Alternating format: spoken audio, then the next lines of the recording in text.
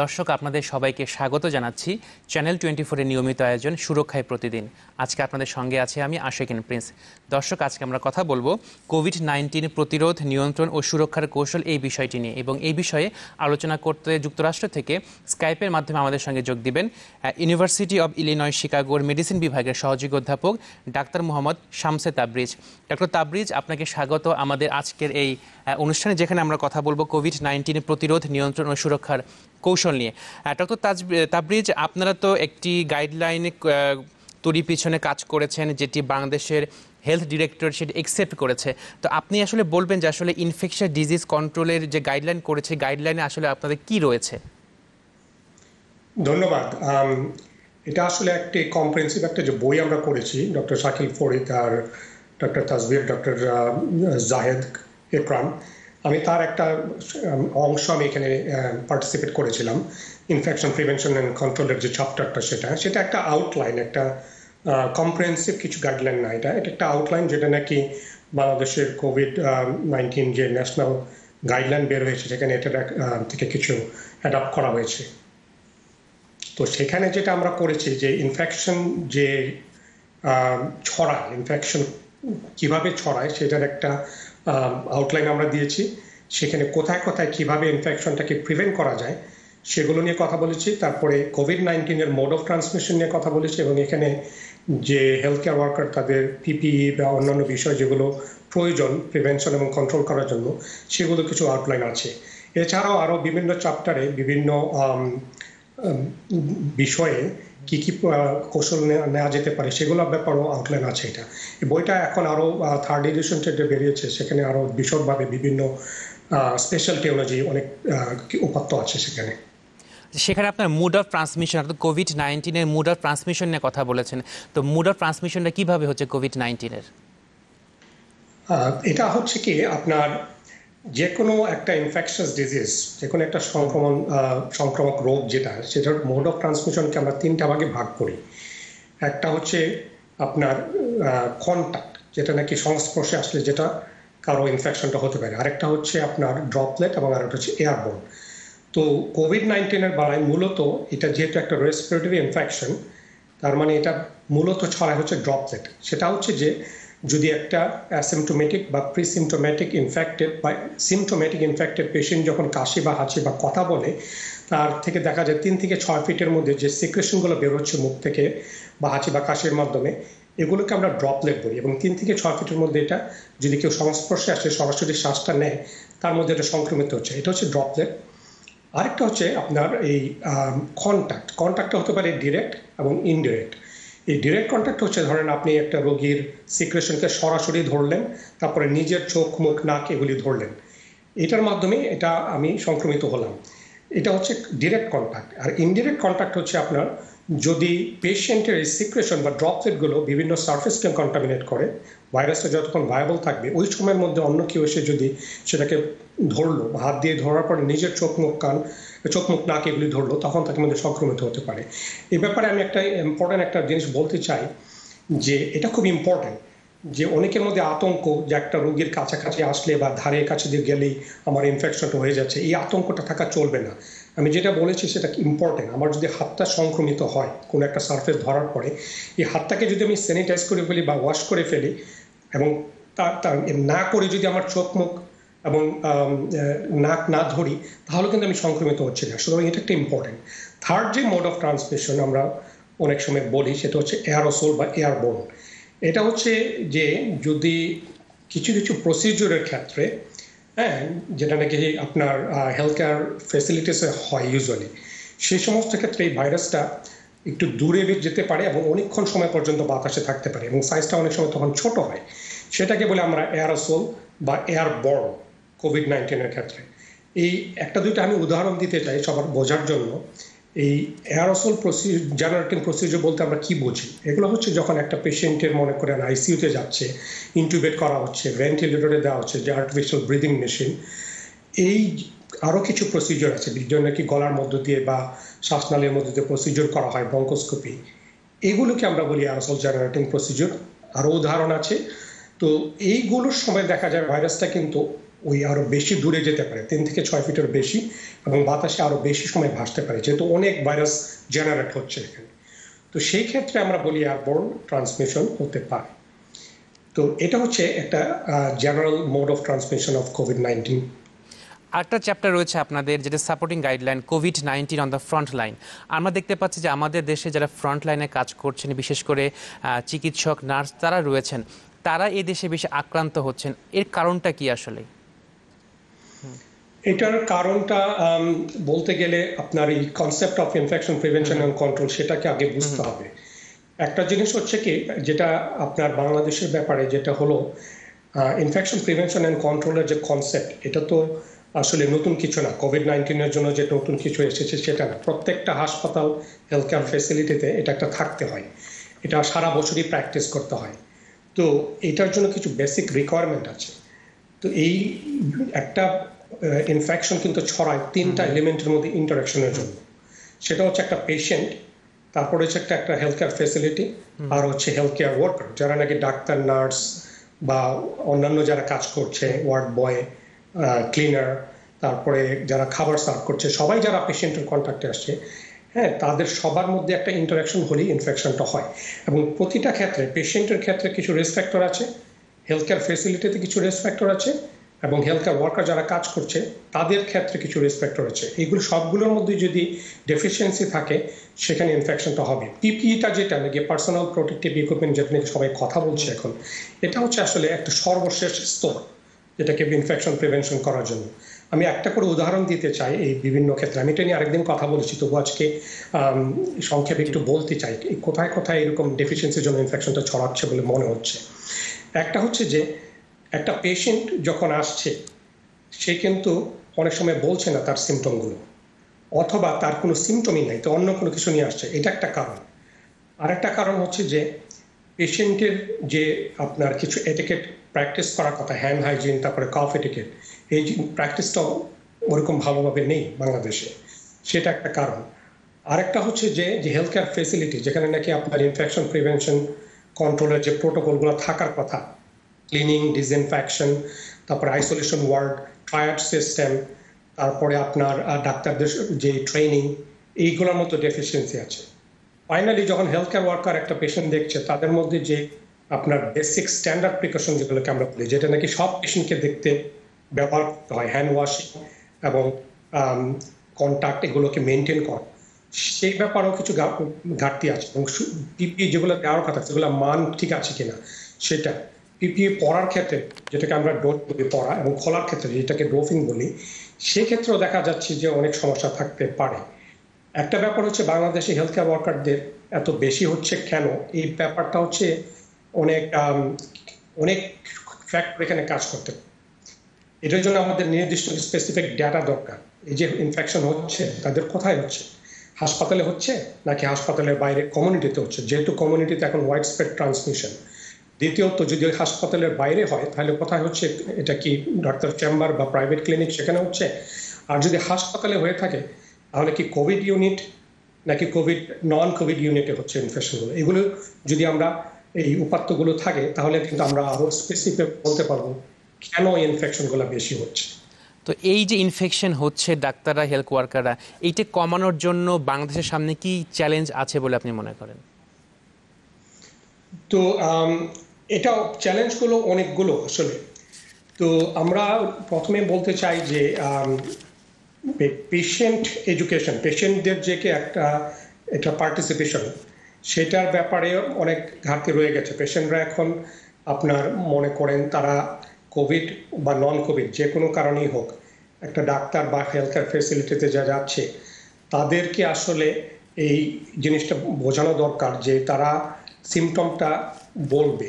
এই যে একটা ফিজিশিয়ান এবং পেশেন্টের ট্রাস্ট, এটা একটা চ্যালেঞ্জ, সেখানে অনেক কিছু করণীয় আছে। তারপর আরেকটা যেটা বললাম যে হেলথ কেয়ার ফ্যাসিলিটিগুলো এখন যেহেতু এটার কমিউনিটি ট্রান্সমিশন অনেক বেড়ে গেছে, এখন কোভিড আর নন কোভিড হাসপাতাল আলাদা না হয়ে দেখা যাবে বেশিরভাগ হাসপাতালে এটা করতে হবে, এই পেশেন্টগুলো ম্যানেজ করবে। তো সেই ক্ষেত্রে দেখা যাচ্ছে হেলথ কেয়ার ফেসিলিটি সবগুলোকে শুধু নির্দেশ দিলে হবে না, এই হেলথ কেয়ার ফেসিলিটিগুলোকে প্রিপেয়ার করা, ক্লিনিং এবং ডিসইনফেকশন করা, কোভিড ডেডিকেটেড টিম তৈরি করা, এগুলো অনেক চ্যালেঞ্জ। তাদেরকে যথাযথ পিপিএ ট্রেনিং দেওয়া, তারপরে পিপিএ সাপ্লাই করা, এই জিনিসগুলো আপনার অনেক কিছু চ্যালেঞ্জ রয়ে গেছে এখানে। প্লাস হেলথ কেয়ার ওয়ার্কার যারা, তাদের বেলায় যে তারা যে আপনার পার্টিসিপেট করবে, সেখানে তাদের যে আপনার পিপিএ এবং standard precaution, health hand hygiene, এগুলোর ব্যাপারে এনশিওর করা, সেগুলোর মধ্যেও অনেক চ্যালেঞ্জ রয়ে গেছে বাংলাদেশে। আচ্ছা, আপনি বলছিলেন যে পেশেন্ট এটিকেট অথবা বিহেভিয়ার চেঞ্জ করতে হয়। আসলে পেশেন্টদের এটিকেট বিহেভিয়ারটা কিভাবে চেঞ্জ করা যায় বলে আপনি মনে করেন?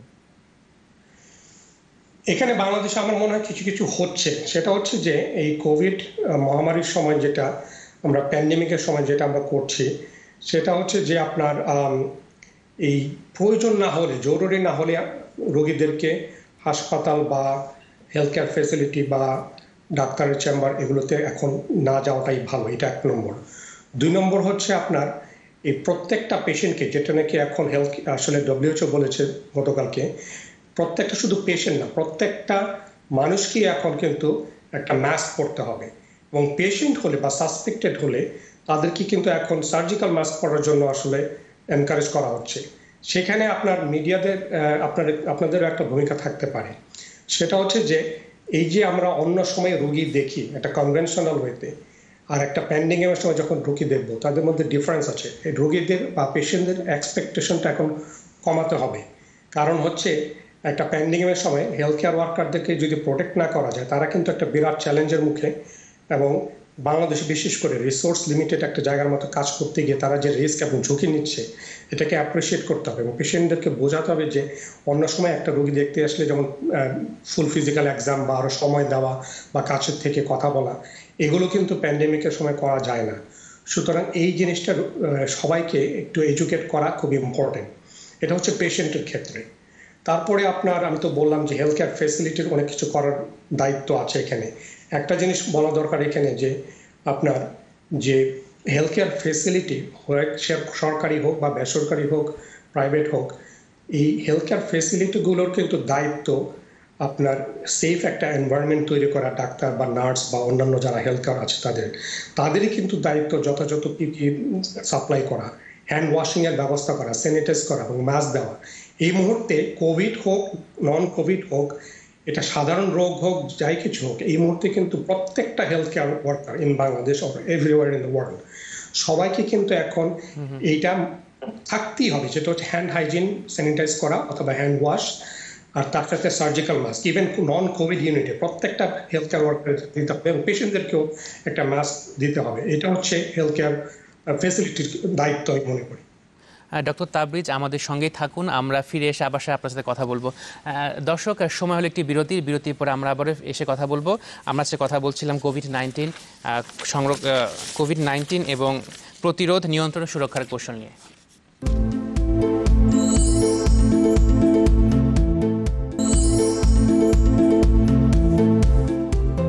দর্শক, বিরতির পর আমরা আবারও ফিরে এলাম সুরক্ষায় প্রতিদিন অনুষ্ঠানে। আজকে আমরা কথা বলছি কোভিড-19 প্রতিরোধ, নিয়ন্ত্রণ এবং সুরক্ষার কৌশল নিয়ে। আর এই বিষয়ে কথা বলছেন যুক্তরাষ্ট্র থেকে ডক্টর শামসে তাবরিজ। ডক্টর তাবরিজ, আমরা বিরতির সময় একটু কথা বলছিলাম হেলথ ওয়ার্কারদের এক্সপোজার বিষয়টি নিয়ে। এটা কি আপনি একটু বিস্তারিত আকারে বলবেন যে হেলথ ওয়ার্কারদের এক্সপোজার এই বিষয়টি কি? জি, ধন্যবাদ। তো এখন হেলথ কেয়ার ওয়ার্কার যারা, তাদেরকে তো আমরা বলছি যে ডাক্তার, নার্স এবং অন্যান্য যারা সবাই, তাদেরকে আমরা হেলথ কেয়ার ওয়ার্কার হিসেবে আইডেন্টিফাই করছি। তো এটা হয় কি, আপনার যখন প্যান্ডেমিকের প্রথম দিকে যখন আমরা এটাকে ফেস করছিলাম, তখন কিন্তু ক্লাস্টার অফ কেসেস ছিল, নাম্বার অফ পেশেন্ট কম ছিল। তো আপনি সেই সময় দেখা যাবে ওয়াইড স্প্রেড ট্রান্সমিশন নাই, কমিউনিটিতেও নাই, হাসপাতালেও নাই। যখন আপনার এই নাম্বার অফ কেসেস বাড়তে থাকে, ওয়াইড স্প্রেড ট্রান্সমিশন হতে থাকে, তখন দেখা যায়, যেটা নাকি বাংলাদেশের চ্যালেঞ্জ এবং আমাদের এখানেও চ্যালেঞ্জ, তখন দেখা যায় আপনি অনেক সময় জানবেন না কার কোভিড আছে কার কোভিড নাই। আপনি যখন জানবেন যে এই পেশেন্টের সাসপেক্টেড কোভিড বা এই পেশেন্টের ডেফিনিট কনফার্ম কোভিড, তখন কিন্তু আপনি একটা প্রস্তুতি নিতে পারবেন সেটা থেকে আপনাকে প্রিভেন্ট করার জন্য, যাতে ইনফেকশন বা এক্সপোজড না হয়। কিন্তু যখন আপনি জানবেন না কার কোভিড আছে কার কোভিড নাই, সেই ক্ষেত্রে যদি আপনার যে সমস্ত আপনার পিপি বা প্রতিরক্ষার যে সমস্ত আমাদের নিতে হয়, সেগুলো যদি আপনি না নেন, এবং সেই পেশেন্টটা দেখে ফেলেন, তখন কিন্তু এটাকে বলে একটা এক্সপোজার। তার মানে আমি একটা রোগীর সামনে চলে আসলাম কোনো রকম প্রতিরক্ষা ছাড়া, এটার থেকে আমার মধ্যে সংক্রমণ হতে পারে, তার থেকে আমার সিমটম ডেভেলপ করতে পারে, নাও ডেভেলপ করতে পারে, ইনফেকশনটা হতেও পারে, না হতে পারে। এই যে একটা আনআইডেন্টিফাইড পেশেন্টটাকে আমরা দেখছি প্রতিরক্ষা ছাড়া, এটাকে আমরা বলি একটা হেলথ কেয়ার ওয়ার্কার এক্সপোজার। এটা কথা হচ্ছে যে আপনার এখানে বুঝতে হবে, যখন প্যান্ডেমিকের এখন যে মাত্রা, এখন যেখানে ওয়াইড স্প্রেড আপনার ট্রান্সমিশন হচ্ছে, সেক্ষেত্রে এটা কিন্তু এক্সপোজারটা হেলথ কেয়ার ফেসিলিটিতেও হতে পারে, আবার কিন্তু কমিউনিটিতেও হতে পারে, এবং এটা দুটি বিপদ। আপনি হেলথ কেয়ার ওয়ার্কারটা হচ্ছে ভাইটালস, যদি কমিউনিটিতে কারো এক্সপোজ হয়, কোনো একটা পেশেন্ট বা আত্মীয় বা বন্ধু বা কোথাও, সে যদি এটা না জানে, এবং যেহেতু আমরা জানি সিমটম ডেভেলপ করার আগেও এই ভাইরাসটা ছড়াতে পারে কেউ, সেটাও কিন্তু একটা ইম্পর্টেন্ট ফ্যাক্টর। কারণ সে কিন্তু যদি না জানে, হাসপাতালে বা হেলথ কেয়ার ফেসিলিটিতে এসে সে কিন্তু নিজের থেকে অন্য হেলথ কেয়ার ওয়ার্কারদের মধ্যে এটা ছড়িয়ে দিতে পারে, অথবা তার মাধ্যমে অন্য পেশেন্টদেরকেও কিন্তু এটা ছড়িয়ে দিতে পারে। এটা হচ্ছে এক্সপোজারের একটা কনসেপ্ট, যে প্যান্ডেমিকের সময় আননোন পেশেন্টদেরকে আমি যদি না দেখে ফেলি কোনো রকমের প্রতিরক্ষা ছাড়া, সেটাকে এক্সপোজ বলি। আর যখন আমি পেশেন্ট কনফার্ম কেস দেখব, আমার যদি সবকিছু থাকে, সেটাকেও আপনার কোনো সময় এক্সপোজ বলা যেতে পারে, যদি সেখানে কোনো ডিফেক্ট থাকে বা যদি ঠিকমতো ব্যবহার না করা হয় পিপিইটা। আপনারা তো যুক্তরাষ্ট্রে কাজ করছেন, কোভিড-19 পেশেন্টদের সঙ্গে কাজ করছেন। যখন আপনারা কাজ করেন, এরপরে কি আপনার কোয়ারেন্টিনে চলে যান কিনা? এটা বলার আগে আমি দু একটা কথা বলে নিতে চাই, একটু পটভূমিটা আমি দিতে চাই। আমরা যারা ইউএসএতে কাজ করি বা ইউকেতে কাজ করি বা অন্যান্য ডেভেলপ কান্ট্রিতে কাজ করি, আমাদের যে ইনফ্রাস্ট্রাকচার, আমাদের যে এনভায়রনমেন্ট, আমাদের যে পরিবেশ, রিসোর্স ইজ ডেফিনেটলি ডিফারেন্ট দেন বাংলাদেশে। যেটা আমি সেটা প্রথমেই বলেছি, যে বাংলাদেশের যে ইনফেকশন প্রিভেনশন অ্যান্ড কন্ট্রোলের যে আপনার কনসেপ্ট, এটা ডেভেলপ করেনি। সুতরাং এটা আমরা এখানে যে কোয়ারেন্টিনে যাই কিনা, এটা বলার আগে আমি এটা বলে নিতে চাই, আমাদের কিন্তু অনেক কিছুই অলরেডি এক্সিস্ট, আমরা এটার উপরে কাজ করে তারপর এখন কন্টিনিউ করছি। তো বাংলাদেশের যারা এখন স্বাস্থ্যকর্মী, ডাক্তার থেকে শুরু করে সব লেভেলের, তারা যে চ্যালেঞ্জ এবং লিমিটেড রিসোর্স নিয়ে কাজ করছে, আমি প্রথমেই তাদেরকে এটা ধন্যবাদ এবং সবাইকে বলবো তাদের এটাকে প্রশংসা করতে হবে, তারা যে সাহসের সাথে কাজ করছে। এইটা বলে নিয়ে আমি কিছু কথা বলতে চাই, কারণ অনেক সময় অনেক ভুল বুঝাবুঝি তৈরি হতে পারে। আমাদের যে পরিবেশ এবং অন্যান্য ব্যবস্থা, এটা না থাকার ফলে সবকিছু কিন্তু একরকম হবে না। তো আমরা যেটা করি এখানে, সেটা হচ্ছে যে সারা আমেরিকায় কিন্তু বা পৃথিবীর সব জায়গায় প্রত্যেকটা হাসপাতালে কিন্তু আমাদের এখন কোভিড এবং নন কোভিড পেশেন্টগুলোকে দেখি। হ্যাঁ, তখন একটা পেশেন্ট যখন ইমার্জেন্সি রুম দিয়ে ঢোকে, তারপরে ট্রায়াজ হলো, সাসপেক্টেড হলে সে একটা সাসপেক্টেড ইউনিটে চলে গেল, আর যদি কনফার্ম হয় তখন সে কনফার্ম ইউনিটে চলে গেল। যারা নাকি এই সাসপেক্টেড কোভিড ইউনিটে কাজ করছে বা কনফার্ম কোভিড ইউনিটে কাজ করছে, ডাক্তার থেকে নার্স থেকে শুরু করে সবাই, তারা কিন্তু তখন জানছে এই পেশেন্টটাকে আমাকে দেখতে হবে প্রপার পিপিই পরে, পার্সোনাল প্রোটেক্টিভ ইকুইপমেন্ট, তাই না? সুতরাং আমরা ধরে নিচ্ছি তারা এটা করছে ইনফেকশন প্রিভেনশন কন্ট্রোলের যে স্ট্যান্ডার্ড প্রিকশন, হ্যান্ড হাইজিন, হাত ধোয়া, এগুলি সব মেনটেন করছে। সুতরাং তাদেরকে এই এক্সপোজটা লো রিস্ক অথবা নো রিস্ক ধরা হয়। এটা আমরা একটু কথা বলবো, এই এক্সপোজারটাকে আমরা কিভাবে ভাগ করি। আমি আপনার প্রশ্নের সরাসরি উত্তর দেওয়ার জন্য এটাই বলছি যে আমরা যখন এই সাসপেক্টেড কোভিড পেশেন্ট নন অথবা কনফার্ম পেশেন্ট দেখি, আমরা কিন্তু কন্টিনিউয়াসলি কাজ করি, আমরা কিন্তু ওই কোয়ারেন্টিনে যাচ্ছি না। তার কারণ হচ্ছে আমরা ধরে নিচ্ছি আমরা পিপিএ পড়ছি। সমস্যাটা হচ্ছে যখন আমার হাসপাতালে তো সাসপেক্টেড কোভিড ছাড়া, কনফার্ম কোভিড ছাড়া আরও প্রায় অনেকগুলো ফ্লোর যেখানে নাকি নন কোভিড পেশেন্ট আছে, মনে করেন কারো হার্ট ফেলিওর পেশেন্ট আছে, অ্যাজমার পেশেন্ট আছে, অথবা গল ব্লাডারের সমস্যা নিয়ে পেশেন্ট আছে, ট্রমার পেশেন্ট আছে। এই পেশেন্টগুলো তো অনেকে একটা ইমার্জেন্সি বেসিসে চলে আসছে, তাই না? কিন্তু হাসপাতালে আসার পরে দেখা যাবে যে তাদের 2 দিন পরে বা 3 দিন পরে বা 5 দিন পরে বা ইভেন 1 মাস পরেও দেখা গেল একটা কোভিডের সিমটম দেখা দিল। তখন আমরা যদি প্রপার পিপিএ পড়া না থাকে, কারণ ওগুলোর ক্ষেত্রে যেগুলো আমরা পিপিএ পড়বো আর কোভিড ইউনিটে কাজকর্ম পিপিএ পড়বো, দুটোর মধ্যে ডিফারেন্স আছে। সেই ক্ষেত্রে যদি আমাদের এই ক্যাটাগরি যেটা আমরা করি, হাই রিস্ক এক্সপোজার এবং লো রিস্ক এক্সপোজার, তখন যদি আমার এরকম হয় আমার হাই রিস্ক এক্সপোজার হয়েছে একটা পেশেন্ট দেখতে গিয়ে, 48 ঘন্টা পরে দেখা গেলো বা 72 ঘন্টা পরে গেলো তার কোভিডের লক্ষণ দেখা দিল, সেই ক্ষেত্রে আমরা আমাকে এক্সপোজারটা কীরকম ছিল সেটার উপর ডিপেন্ড করে আমাদের তখন কোয়ারেন্টিনে যেতে হয়। কিন্তু সাধারণভাবে আমরা কোভিড ইউনিটের কাজ করার সময় এটা করি না। আপনার প্রশ্ন আসতে পারে তাহলে আমরা কিভাবে বুঝছি কার হাই রিস্ক এক্সপোজার হচ্ছে, কার লো রিস্ক এক্সপোজার হচ্ছে? এটা আমরা কিভাবে প্রোটোকল করছি, এটা কিভাবে ক্যাটাগরাইজ করছি? এটা রিসেন্টলি আপনার সিডিসি থেকে সিম্পলিফাই করা হয়েছে।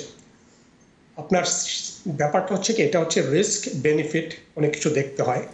আপনাকে দেখতে হবে আপনার কমিউনিটিতে ট্রান্সমিশন কীরকম হচ্ছে, আপনাকে দেখতে হবে যে আপনার হেলথ কেয়ার ওয়ার্কার তাদের নাম্বার ঠিক আছে কিনা, নাকি আপনি এই ইমার্জেন্সি কিছু হেলথ কেয়ার ওয়ার্কার তাদেরকে যদি আপনি কোয়ারেন্টাইন করে দেন তাহলে কি আপনার রোগীর সেবাটা কম্প্রোমাইজ হবে কিনা।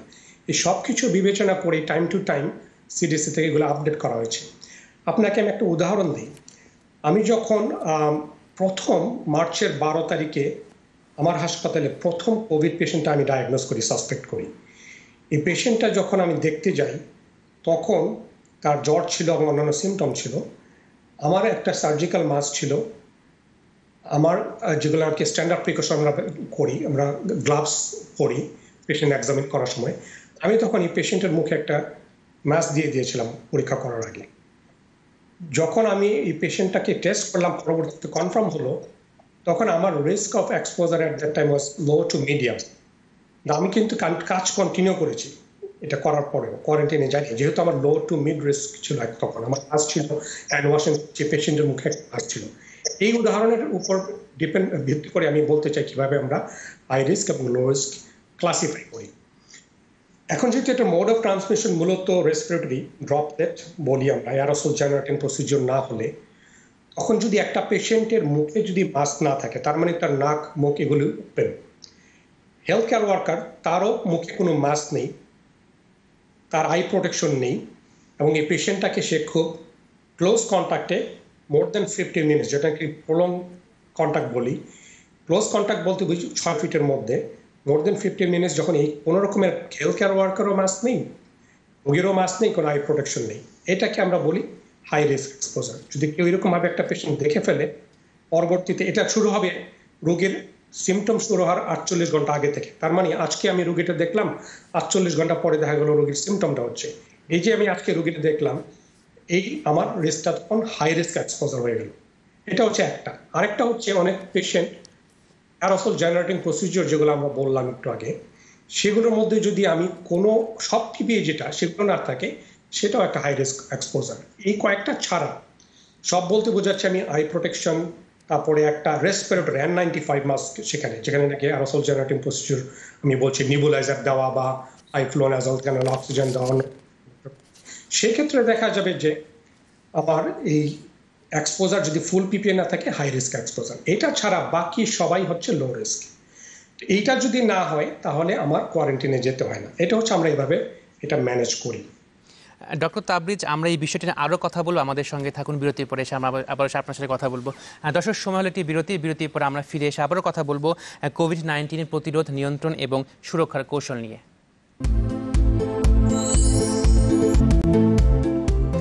দর্শক, বিরতির পর আমরা আবারও ফিরে এলাম সুরক্ষায় প্রতিদিন অনুষ্ঠানে। আমরা কথা বলছিলাম ডক্টর তাবরিজের সঙ্গে।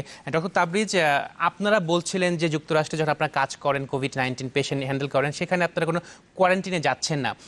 আসলে বাংলাদেশের প্রেক্ষিতে এটা কতটা চ্যালেঞ্জ, কি করা উচিত? ধন্যবাদ আবারও। এটা বাংলাদেশের ব্যাপারে অবশ্যই অনেক চ্যালেঞ্জিং, কিন্তু কথা হচ্ছে যে যেটা কিছু করা সম্ভব কিনা, বা এরকম কোনো কনসেপ্টের দিক নির্দেশনা থেকে কিছু গাইডলাইন নিয়ে, আইডিয়া নিয়ে কিছু করা যাবে কিনা। তো এটার জন্য বাংলাদেশের অনেকগুলো সমস্যা, যেগুলো একটা হচ্ছে আমি বলতে চাই যে বাংলাদেশের হেলথ কেয়ার ফেসিলিটিসে আমরা এটা ইমপ্লিমেন্ট করার জন্য কিছু জিনিস লাগে। সেটা হচ্ছে একটা ইনফেকশন কন্ট্রোল ডিপার্টমেন্ট, আর একটা হচ্ছে আপনার অকুপেশনাল হেলথ বা এমপ্লয়ি হেলথ, যারা নাকি পেশেন্টগুলোকে ট্র্যাক করবে, সেগুলোকে জন্য একটা লাগে এটা। তো কোভিড টিম যারা বাংলাদেশে কাজ করবে তাদের মধ্য থেকে, অথবা অকুপেশনাল হেলথ বা হেলথ কেয়ার ওয়ার্কারদের জন্য যদি একটা টিম থাকে, তারা যদি এটাকে ট্র্যাক করতে পারে তাহলে এটাকে একটা করা যেতে পারে। এটা একটা। দ্বিতীয়ত হচ্ছে যে এখন যত পেশেন্ট বাড়তে থাকবে, আপনার হেলথ কেয়ার ওয়ার্কারদের নাম্বারও অনেক কিছু বাড়তে, মানে কাজ করার জন্য অনেক ম্যান পাওয়ার লাগবে। সুতরাং সবাইকে কোয়ারেন্টাইনে পাঠালে দেখা যাবে যে একটা বিপদ হয়ে যাবে। সেই জন্য কোভিড ইউনিটে যারা কাজ করবে তারা তো যদি যথাযথ পিপির ট্রেনিংটা পায় এবং পিপির সাপ্লাইটা পায়, তাহলে তাদের রিস্কটা অটোমেটিক্যালি লো রিস্কে পড়ে। সুতরাং কিন্তু তাদের কিন্তু এই কোয়ারেন্টাইনটা ঠিক নট নেসেসারিলি অ্যাবসোলিউটলি নেসেসারি সে যে কাজ করছে তারা যদি এক্সপোজ হয় তাদেরকে এটা করতে হবে। আরেকটা জিনিস হচ্ছে বাংলাদেশের হেলথ কেয়ার ওয়ার্কারদের অনেক চ্যালেঞ্জ। আমাদের এখানে আমি যেটা বলছি, যদি কারো এরকম ইনঅ্যাডভার্টেন্ট এক্সপোজার হয়ে যায় তাদেরকে যদি কোনো রকমের ব্যবস্থা করা যায়, এখন যেটা করছে কোনো এক জায়গায় রাখা, তাদের সুব্যবস্থা করা। অনেক ডাক্তারদের বাসায় হয়তো কোয়ারেন্টাইন করার মতো বা একটা সেপারেট রুম এগুলো নাই, তাদেরকে সুনিশ্চিত করতে হবে। হেলথ কেয়ার ওয়ার্কারদের টেস্টিংয়ের প্রায়োরিটি দিতে হবে। হেলথ কেয়ার ওয়ার্কারদের যদি কোনো এক্সপোজার থেকে ইনফেকশনের সিমটম হয়, সেগুলোর সময় যদি তাদেরকে চিকিৎসার জন্য সুব্যবস্থা, তাদের ফ্যামিলিদের চিকিৎসার সুব্যবস্থা, এইগুলো যদি করা যায় তাহলেই কিন্তু এই আইডিয়াগুলো ইমপ্লিমেন্ট করা সম্ভব। তা না হলে ওই শুধুমাত্র বলে দিলে হবে না যে আমরা কোয়ারেন্টাইনে যাব না, কাজ করে যাব শুধু। তো কাজ করার ব্যাপারে যেটা করতে হয়, বাংলাদেশে যেহেতু এখন খুব গরম, এই যে আপনার পিপিএ পরে কাজ করা এটা এক্সস্টিং।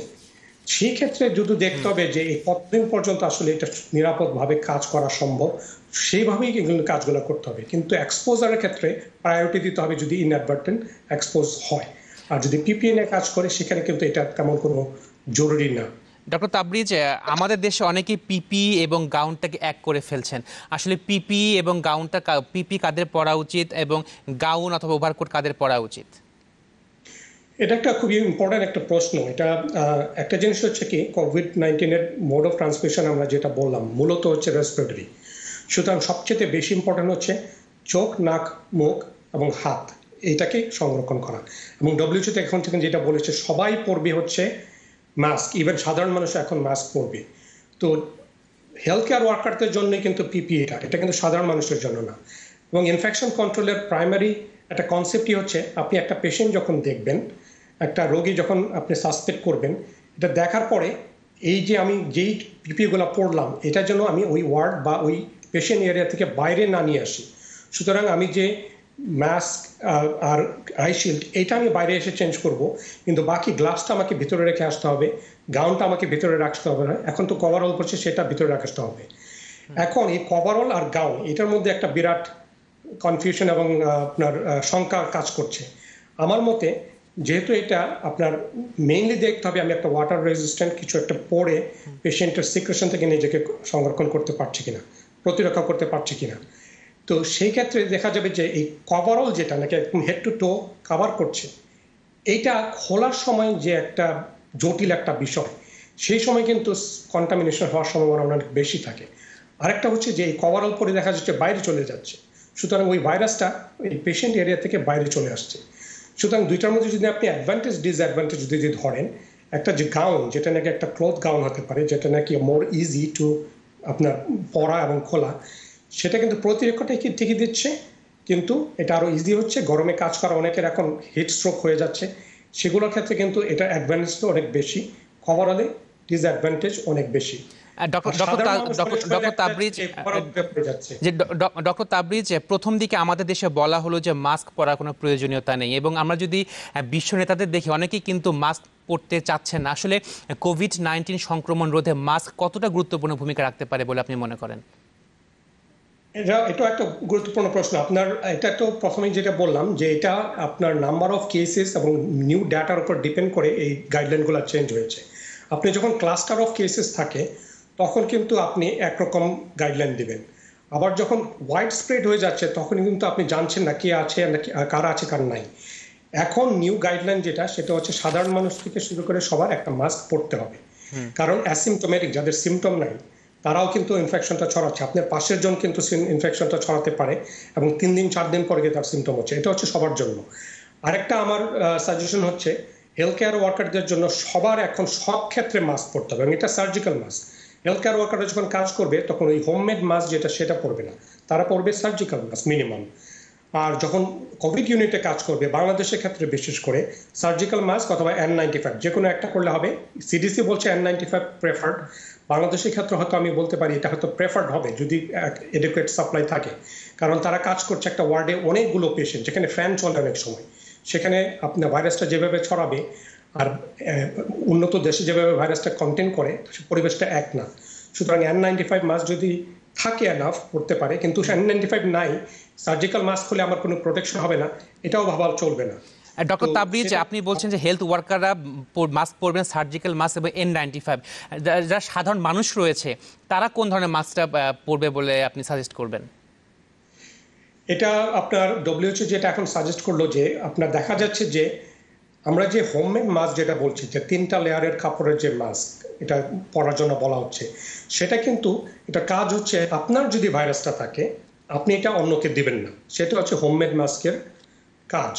কিন্তু আপনি যদি নিজেকে যদি প্রোটেক্ট করতে চান তখন আপনাকে সার্জিক্যাল মাস্ক পরতে হবে। ডক্টর তাবরিজ, এখন আপনাকে অসংখ্য ধন্যবাদ আমাদের অনুষ্ঠানে যোগ দেওয়ার জন্য। দর্শক, অনুষ্ঠান আমরা শেষ করব। শেষ করার আগে প্রতিদিনের মতো আমরা বলতে চাই, ঘর থেকে বের হওয়ার আগে অবশ্যই মাস্ক ব্যবহার করবেন এবং সরকার এবং চিকিৎসকের যে স্বাস্থ্যবিধি রয়েছে সেই স্বাস্থ্যবিধি মেনে চলার চেষ্টা করবেন।